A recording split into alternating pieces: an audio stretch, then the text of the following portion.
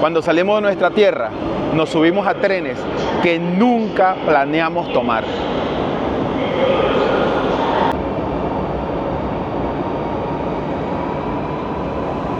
Andar por caminos que nunca imaginamos.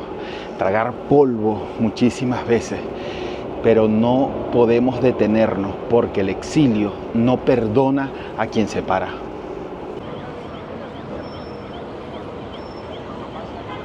Y cada valiente tiene una historia. De esas historias que te rompen, pero te construyen. Esas historias que vas dando esos pasos entre fracasos y éxitos reales. Por eso te invito a que te quedes, porque hoy se va a sentar frente a mí una persona, un valiente, que te va a demostrar cómo realmente es el camino del éxito en lo que yo le llamo la migración positiva. Mi nombre es Ildemaro Solís y bienvenidos a Cuentos de Migrantes. Cuentos de Migrantes, el podcast con Ildemaro Solís. Bienvenidos a Cuentos de Migrantes. Mi nombre es Ildemaro Solís y hoy tengo una historia de las historias que siempre traigo para acá.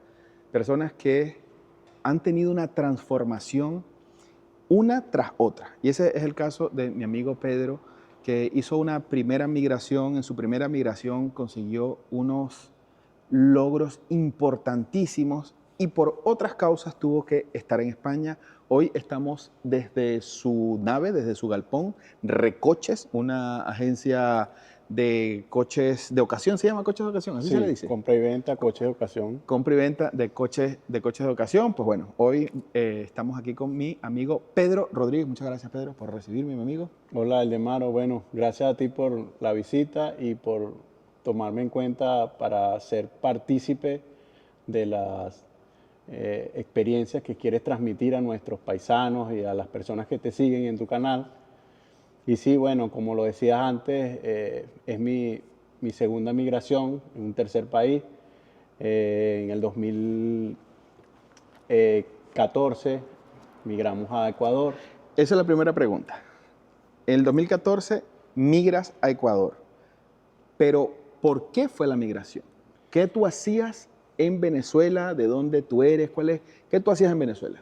Sí, bueno, en Ecuador, en Venezuela, perdón, me dedicaba al tema de charcutería, embutidos, tema de... ¿Emprendimiento siempre? Sí, siempre Ok. emprendimientos, a pesar de que sí tengo mi carrera profesional. Ajá. ¿Cuál es tu carrera profesional? Soy técnico superior metalúrgico, Ok. egresado del Politécnico de Puerto Cabello, Ok. pero por temas de que el país estaba tomando otro rumbo, decidimos buscar hacia Ecuador. Como todo migrante, los primeros años fueron duros. Pero ¿por qué decides Ecuador?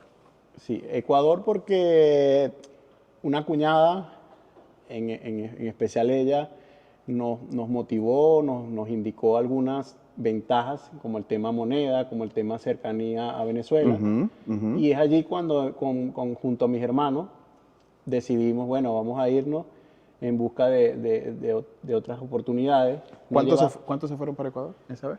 Esa vez fue mis dos hermanos, mi cuñada y mi persona. Ok. Y luego me llevé a mi esposa y mi hija. Bien, bien. Cuando llegas a Ecuador, ¿cuál es la realidad que te enfrentas? ¿Es como te lo dijeron? ¿Qué actividades hiciste? Sí, fue muy difícil porque poco conocidos los venezolanos en ese país. Había un poco de xenofobia, había desconocimiento por parte de ellos de lo que era una migración. También el tema de que nosotros, por falta de madurez y por primera vez que emigramos, desconocíamos muchísimas cosas, como era una confianza de ir a trabajar sin saber qué nos esperaba, si nos iban a pagar o no, si la remuneración que nos estaban dando era acorde a lo que esperábamos. También no teníamos papeles, no teníamos nada. Entonces ahí fue poco a poco que fuimos conociendo y viendo la realidad del país y de lo que era migrar por primera vez. Ok. ¿Qué actividades hiciste? ¿Qué trabajaste? Bueno, en estos días estuve enumerando cosas que hice en Ecuador y yo mismo me sorprendía porque he tenido en mi vida más de 15 emprendimientos. Ok. Desde, Ok. ¿Cuántos han fracasado? Bueno, fracaso mucho, porque todo emprendimiento, no lo digamos fracaso, sino que una Una caída. para tú alzar el vuelo o levantar o ver por qué estoy haciendo una cosa mala y a qué se debe que debo mejorar. Entonces, eso ha sido más bien una experiencia, no un fracaso, una Bien. experiencia, porque gracias a esa cantidad de emprendimientos que tuve, el hoy por hoy es donde estoy y tengo mi familia y tenemos todo lo que tenemos gracias a esos emprendimientos. Perfecto, perfecto. Entonces, enumeraste qué cosas hiciste. ¿Qué cosas Sí, hiciste en Ecuador? Bueno, las más resaltantes fue el primero, un restaurante de comida típica ecuatoriana, Ok. algo que nosotros desconocíamos, comidas como chuchucara, jaguar locro, caldo de gallina, caldo de patas, papas con cuero. Entonces tuvimos que aprender a preparar ese tipo de comida para darnos a conocer y tener una buena aceptación con el público, tanto ecuatoriano como los migrantes que estaban allí tratando de, porque la idea de nosotros era tener lo mejor y hacer lo mejor para que poder vender. Ok, claro. Entonces vino un terremoto en el 2016 y tuvimos que cerrar porque la economía se fue al piso. De allí me fui a lo que llaman allá Ecuador chatarreras. Y entonces vendían muchas cocinas, neveras, lavadoras. Entonces yo compraba esas neveras, esos electrodomésticos que tenían algunos desperfectos, los reparábamos y los vendíamos a un precio muy económico. Fue muy exitoso ese emprendimiento. Luego monté allá le llaman tercena, nosotros decimos una carnicería. Ok. Y todo eso, cosas que desconocíamos. Una carnicería y nos robaron, nos llevaron todo. Primera vez en mi vida que me robaban y era en otro país que no era Venezuela. Entonces yo decía, cónchale, la cosa no está bien aquí tampoco. Ok. Sin embargo, bueno, quedé en cero y no me regreso a Venezuela en ese momento porque No, ni el pasaje tenía. no tenía nada. Entonces no me quedó otra opción que irme al matadero Ok. a pedir huesos y cosas que botaban allí porque las botaban y salir a vender caminando para poder hacer capital. Y es allí que conozco a un señor que distribuye quesos y empecé también a vender queso, un queso parecido al nuestro, un queso llanero, pero en ese caso allá en Ecuador le dicen queso manaba. Ok. Entonces vendíamos muchísimo queso en una camioneta y a Vox Populi megafoneando por allí. Y así duré alrededor de unos 6 meses, casi unos 8 meses vendiendo queso para hacer capital. Allí me monté una panadería, la primera panadería de venezolanos en Ecuador. Haciendo eso te dio para hacer un capital para montar una panadería. Sí, bueno, cuando digo panadería es comprar un horno, Ok. comprar una mesa de trabajo Ok. y algunos para exhibir hasta Ok. allí. Ya de ahí es que mi esposa me dice, pero vas a montar una panadería y tú nunca has hecho pan, ni sabes cómo hacer pan, ni tenemos familiares panaderos, nada. Cuando eso no existía ni TikTok, ni YouTube, nada. O sea, fue que se me vino la idea de montar la panadería y la monté, pues, y gracias a Dios la panadería nos ayudó a dar pasos más grandes, a recibir también muchos venezolanos, personas que necesitaban trabajo. Regalamos muchísimos panes a personas que pasaban, porque estábamos diagonal al terminal de Quitumbe, el terminal más grande de Quito, y pasaban muchas personas hacia Perú, hacia Bolivia, hacia los otros estados de Ecuador. Entonces le regalamos panes, ayudamos mucho al migrante. Entonces eso yo creo que fue también una experiencia muy bonita ahí en Ecuador, porque de esa panería salieron muchísimas cosas. ¿Te recuerdas algún caso de esos que uno queda marcado de uno de esos caminantes que en algún momento pudiste extenderle la mano? Sí, sí, muchísimos. Por ejemplo, algunos caminantes que dormían en la calle porque no tenían recursos, ni tenían ni conocimiento ni para dónde iban, ni dónde estaban, ni nada. Y se acercaron dos chicos con los hijos y me decían, aquí es donde regalan pan. Y yo les dije, no, o sea, nosotros tratamos de vender, pero nadie conoce el pan venezolano y se nos ponían duros. y lo que hacemos es regalarlo. Entonces, cónchale, bueno, pero no hemos recogido nada, no nos han regalado nada, pero gracias por los panes y eso. Y yo dije, bueno, llévense estos panes y de paso llévense 2 fundas más de pan porque les van a servir para el camino. Y resulta que a los meses el chico volvió y volvió en una moto porque me dijo, no me pude ir para ningún lado y me quedé trabajando aquí.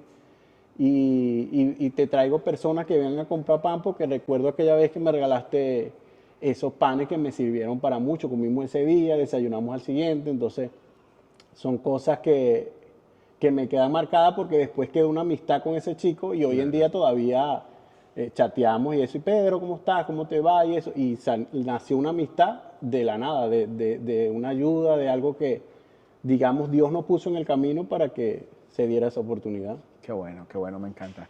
Y allí en Ecuador, ¿cuál fue tu top, tu prime, ahí en Ecuador? ¿Qué hiciste? Bueno, con el tema de la panadería, fue durísimo la panadería también. Empezamos a vender panes de producción o panes para comida rápida, hot dog, hamburguesas. Era muy poco conocido ese tipo de comida ahí en Ecuador. Y nos hicimos los duros, igual que los panes jamón. Llegamos a vender 5.000, 7.000 panes jamón en un diciembre. Uf. Era un récord para nosotros y para los que se nos pusieran al lado. Claro. Y bueno, gracias a esa panadería conocimos a un señor peruano que se dedicaba al tema de pronósticos y eso, y me ofreció comercializar tipo de juegos y pronósticos deportivos, hipismo. Y ahí fue cuando monto mi primer local de juegos y pronósticos deportivos en el sur de Quito, en el mercado mayorista. Y bueno, fuimos pioneros en este tipo de negocios y gracias a ese negocio tuvimos 150 locales de pronóstico deportivo. Fue la marca más conocida allá, Aciértala y Latin Sport, que hoy por hoy es mi marca. ¿La tienes activa todavía sí, en Ecuador? Actualmente tenemos 60 locales en Ecuador y bueno, hoy por hoy... Ese fue tu prime. Sí. Pero después que uno vende hueso para buscarse la vida y buscársela honradamente, llega a ese tope de negocio escalado a ese nivel, ¿por qué dejas eso allí? O sé que está funcionando, pero no es lo mismo cuando uno está montado y siempre hay que delegar. Por favor, señores empresarios, hay que delegar. Te felicito porque has delegado. Pero ¿por qué dices, sabes qué? Ya Ecuador llegó hasta aquí, me tengo que ir? Sí, bueno, yo le tomé mucho cariño y todavía le tengo muchísimo cariño a Ecuador porque me dio parte de mi vida. Nací en Venezuela y salí a Ecuador por circunstancias de la economía del país. Pero en Ecuador, cuando logro ese prime, como dices, que fue el top, llegó un momento que, vamos a decir, lo tenía todo. Tenía buena calificación financiera, tenía mi casa propia, tenía buenos coches, tenía todo. Pero vino lo que no quería que llegara, que fue el tema ya de vacunas, extorsión, la inseguridad. Entonces me vuelve a arropar ese tipo de cosas y ahí es cuando le digo a mi esposa, ¿y ahora qué hacemos? Si regresamos a Venezuela, volvemos a lo mismo. Porque Venezuela actualmente seguía con esa problemática. Y ahí es donde decido venir a España a ver otras cosas. El fantasma que a muchas personas le hizo daño en Venezuela te persiguió hasta Ecuador. Sí. Porque hay que asumir, lamentablemente, muchas de esas extorsiones eran de los delincuentes venezolanos. Sí, llegó muchas personas buenas, trabajadoras, emprendedoras, profesionales, muchísimos conocidos en Ecuador, en Quito, pero también llegó personas que querían hacer lo malo, lo fácil, y se unieron y entonces veían en mí como que yo me había ganado las cosas fáciles y no vieron un trasfondo que había detrás de todo eso, un sacrificio que hubo durante años de dormir en el piso, de comer una vez al día, lo hiciste honestamente. Vamos a poner que fue fácil. Lo hiciste honestamente y eso es tuyo. Nadie tiene que venir a querer quitarte lo que es tuyo porque te lo ganaste, punto. Correcto. Y una de las cosas y repito, ese fantasma o esa pesadilla que se ha vivido en Venezuela y lamentablemente se expandió por toda América, era un número insignificante para las personas buenas que estaban haciendo el trabajo. Sí. Es la percepción que yo tengo en Colombia. Yo pasé un año en Colombia y vi a muchísimos venezolanos haciendo cosas extraordinarias, pero gente haciendo lo malo, y el que hace lo malo hace más ruido del que está haciendo Correcto. las cosas bien. Sí.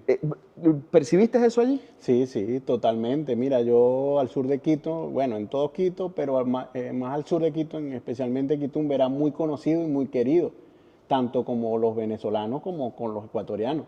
Y a mí me gustaba ayudar mucho y dar mucho trabajo, y todo el que me conoce, pues, y tenga la oportunidad de ver este Episodio, documental. confírmelo.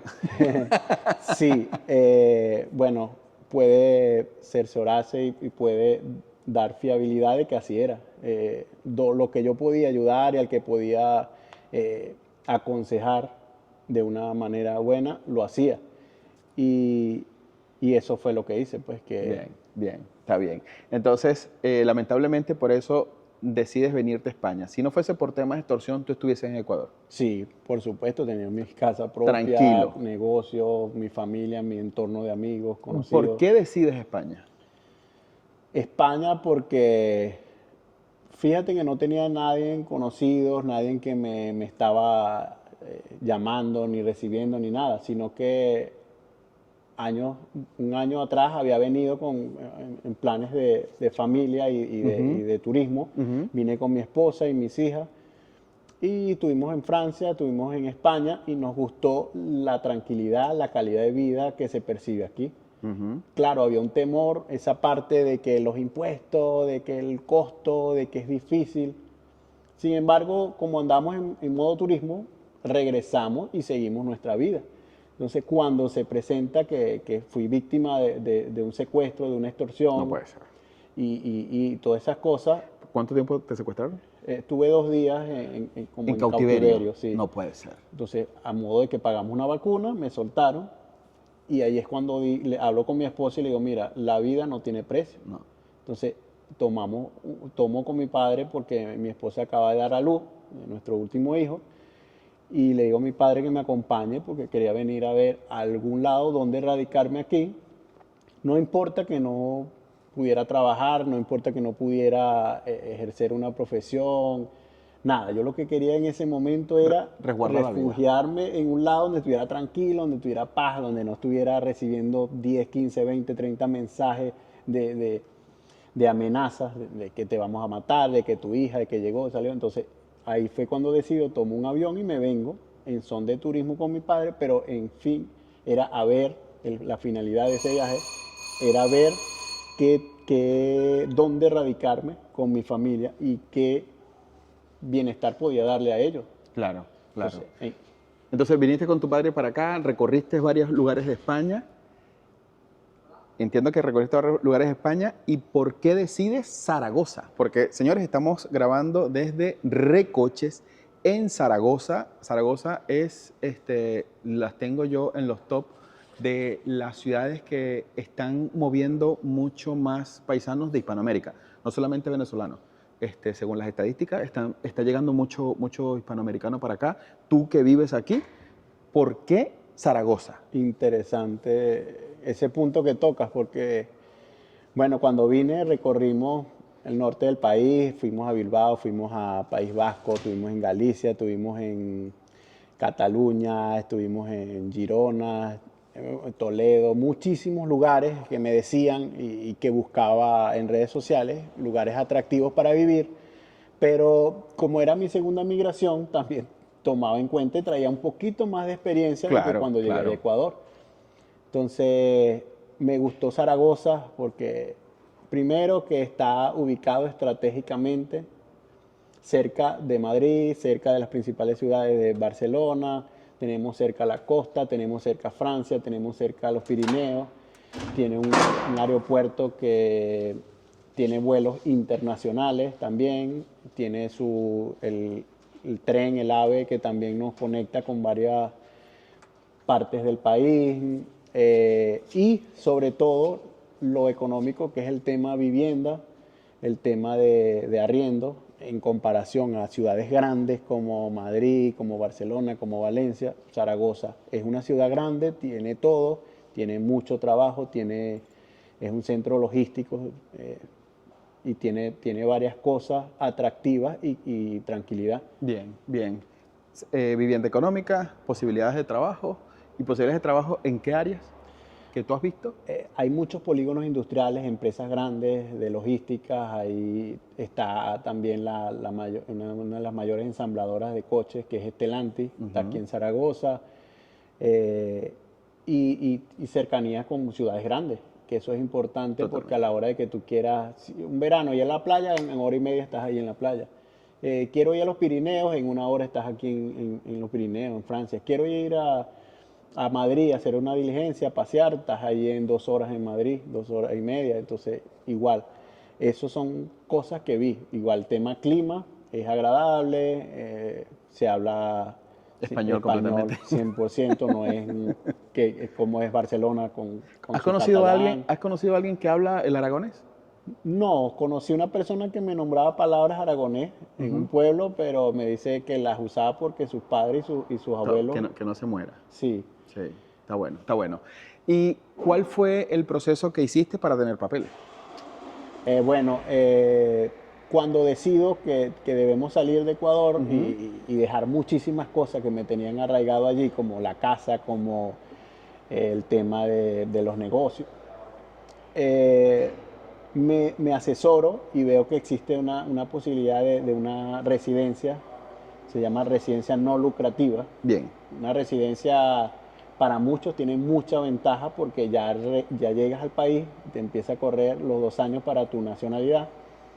Y a mí se me hacía fácil los requisitos que me estaban pidiendo, como eran antecedentes penales, demostrar los medios económicos y un seguro. Y un seguro sin copago que te cubriera aquí. Ya. Y entonces a los 10, 12 días, en la embajada allá en Quito, presenté mis documentos. La respuesta fue casi que inmediata porque, no sé, cumplía los requisitos. Claro, claro. En ese momento el proceso estaba bastante ágil. Y yo me sorprendí cuando me dijeron: trae los pasaportes que vamos a estampar las visas para que te vayas. Y cuestiones de Dios, compramos los pasajes casi de hoy para mañana y nos vinimos. Eso fue prácticamente, en resumen, lo que hicimos para llegar. Claro, la visa no lucrativa es una de las opciones y lo puedes hacer con nosotros en tus amigos del exterior, por si te interesa. Esto está más o menos pensado para las personas como Pedro, que tiene un ingreso recurrente fuera, que no tiene no es la necesidad, porque todos tenemos necesidad de producir, pero no tiene ¿cómo lo puedo decir? La imperiosa necesidad que si vive en España necesita producir porque ya tiene un ingreso.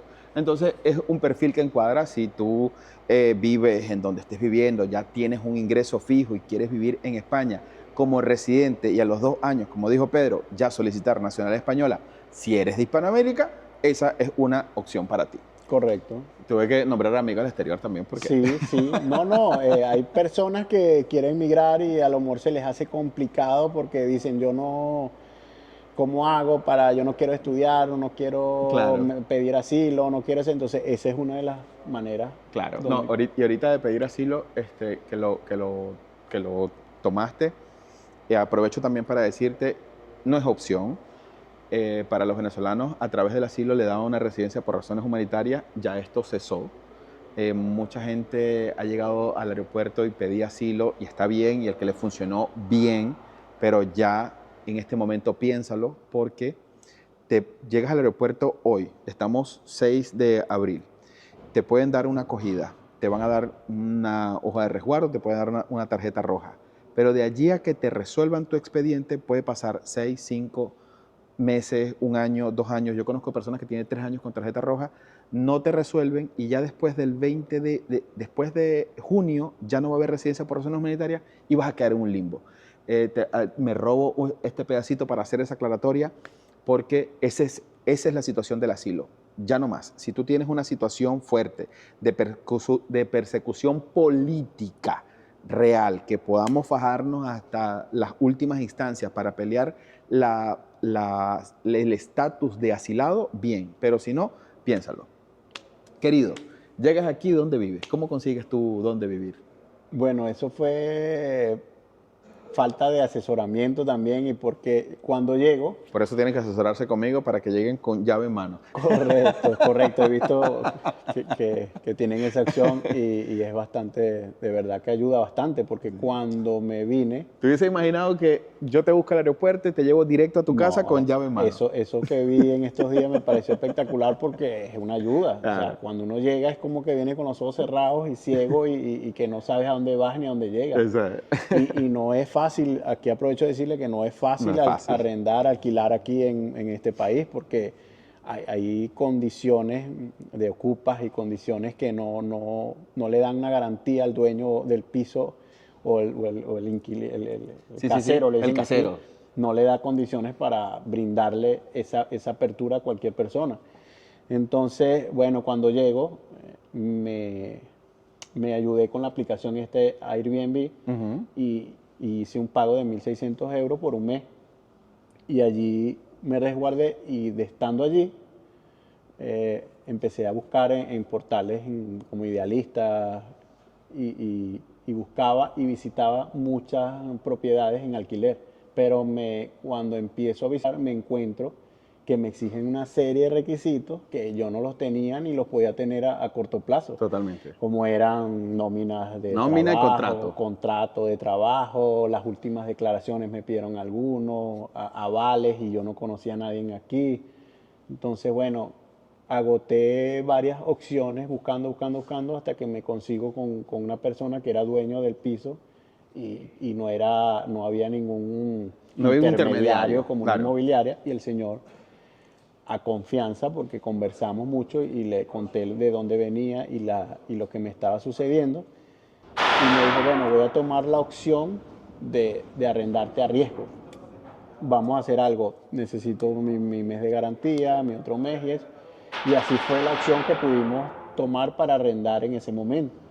Y nos arrendamos en un piso nuevo, gracias a Dios, en Zaragoza, cuando hace 3 años que tengo, 2 años y 8 meses que tengo, no era tan complicado arrendar. Entonces llegamos y después de estar allí fue que vimos la opción de comprar alguna propiedad o alguna casa que pudiera amoldarse a lo que buscamos, porque no estamos acostumbrados a vivir en piso. ¿Quieres casa con patio? Sí, ¿Ya tengo tienes unas perrito? mascotas, sí, tengo 2 mascotas que trajimos. ¿Y piscina? Bueno, piscina no, porque...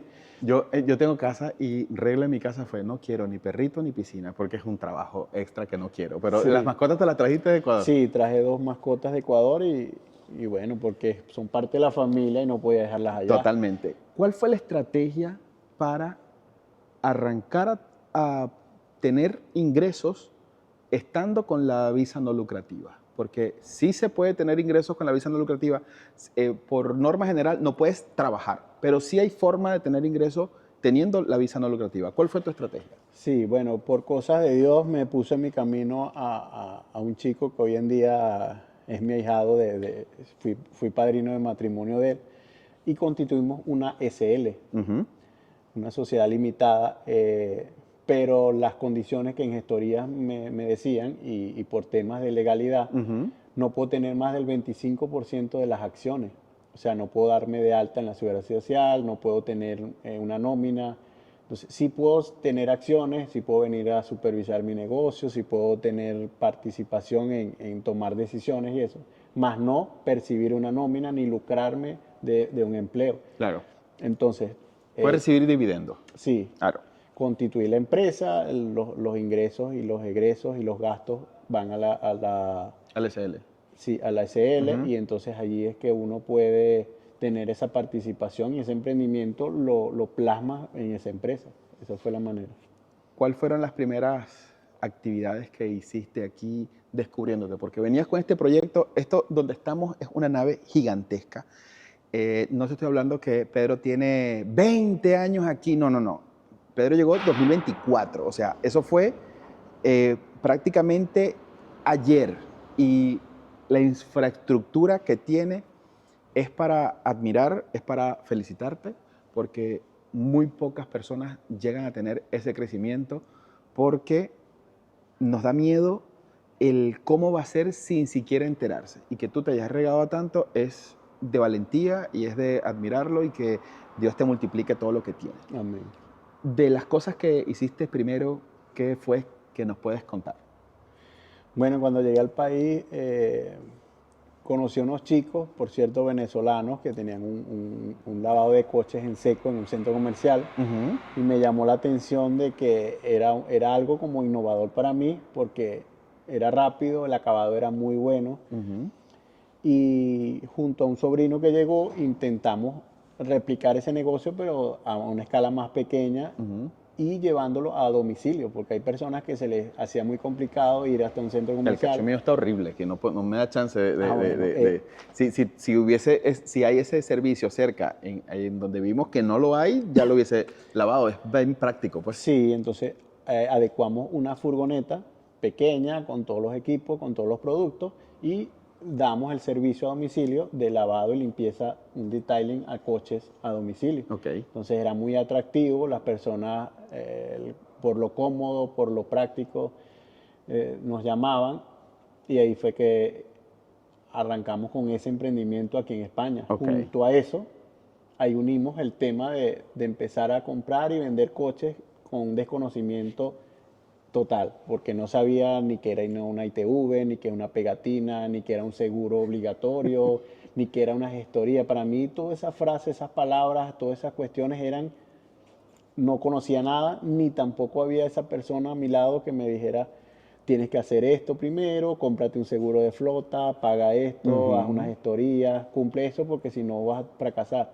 Todo fue por intuición, y bueno, también porque Dios nos pone en el camino también personas que nos van ayudando, personas que nos asesoran, y han ido poco a poco involucrándose personas para hoy por hoy decir que somos aquí en Zaragoza una de las ventas de coches de segunda más grandes y más fiables, porque gracias a Dios semanal O sea, vendemos. compitiendo con Flexicar y con toda esa gente. Sí, nosotros, claro, el nicho de nosotros son coches para personas, para su primer carnet, coches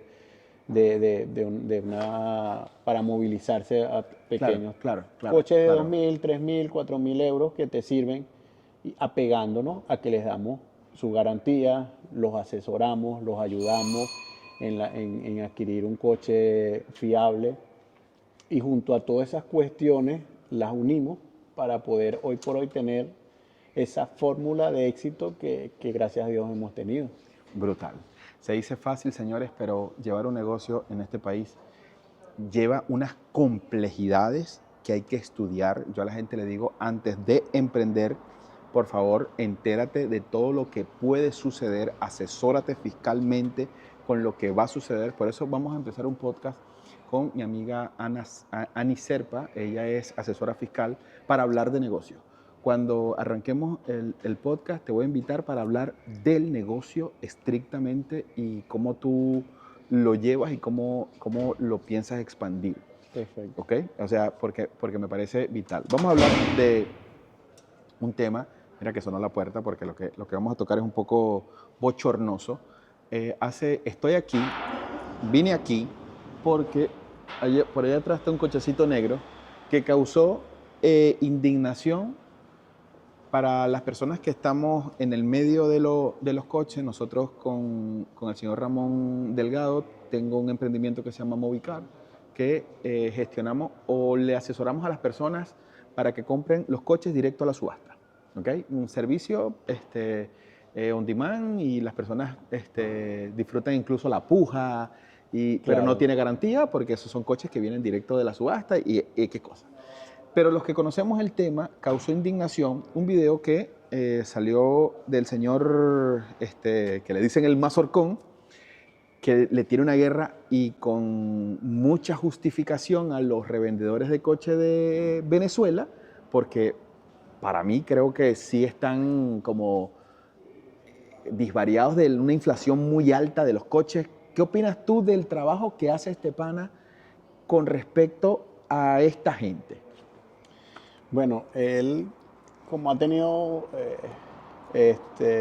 material, vamos a decir, bueno, Sí, sí. o sea, se dedica a eso, pues yo en mi vida me dedicaría a estar criticando A personas. buscar a quién joder. Yo Claro, tampoco lo haría. Sí, eso. tampoco. Pero bueno, sí, como dices, en Venezuela lo que pasa es que no hay un control de cambio, no hay un manejo de precios de moneda.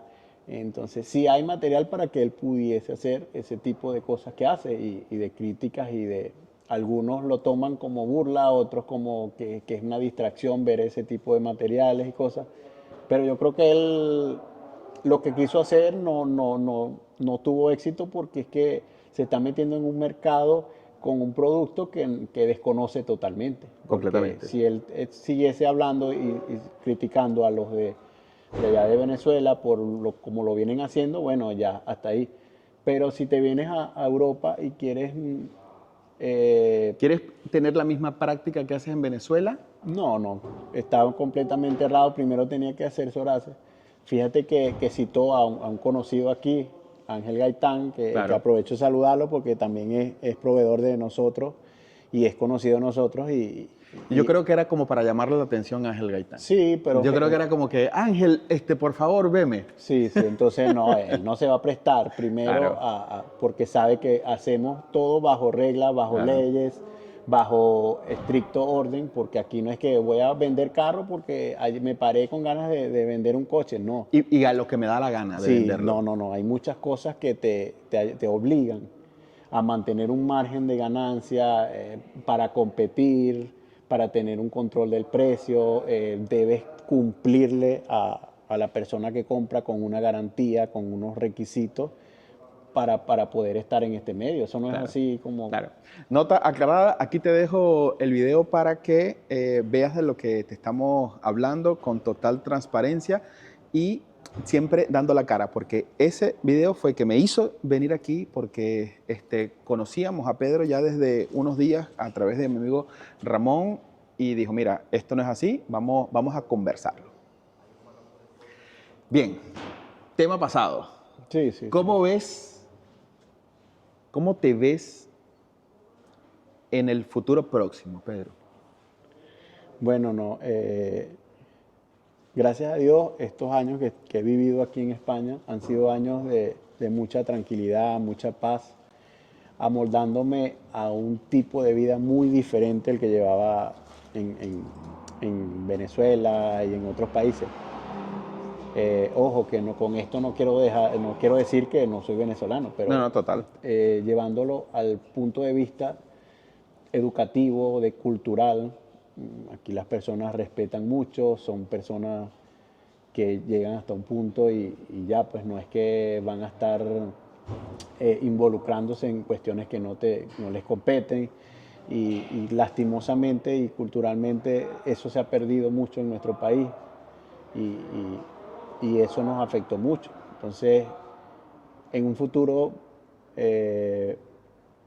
quisiera que mi país mejore, quisiera que Venezuela sea el mejor país del mundo, pero por ahora seguiré viviendo y formando mis hijos educativamente, formando a mi familia, creando bases y estructuras para si en un futuro nos toca regresar o ir a visitar a nuestros familiares que se encuentran allá, poderlo hacer con esa satisfacción de que cuando lleguemos nos reciban con los brazos abiertos, con que podamos compartir, con que los encontremos con salud, abundancia, buenas propiedades, buenos trabajos.